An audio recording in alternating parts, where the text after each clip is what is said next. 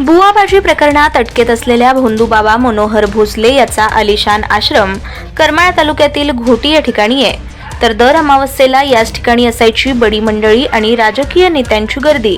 कुणाला घरच्या समस्या तर कुणाला आर्थिक समस्या, कुणाला आपलं भविष्य जाणून घ्यायचं असायचं, अशी सर्व बडी मंडळी या मामाच्या चरणी दाखल झालेली असायची।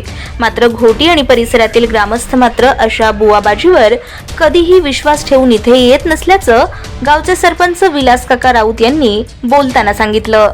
दर अमावस्येला 100 ते 150 आलिशान गाड्या या माळरानावरील आलिशान आश्रमात येत असत। यामध्ये सर्वच पक्षाचे राजकीय नेते, आमदार, खासदार, बडे उद्योजक, शिक्षण सम्राट अशा अनेकांना मनोहरने वेड लावलं होतं।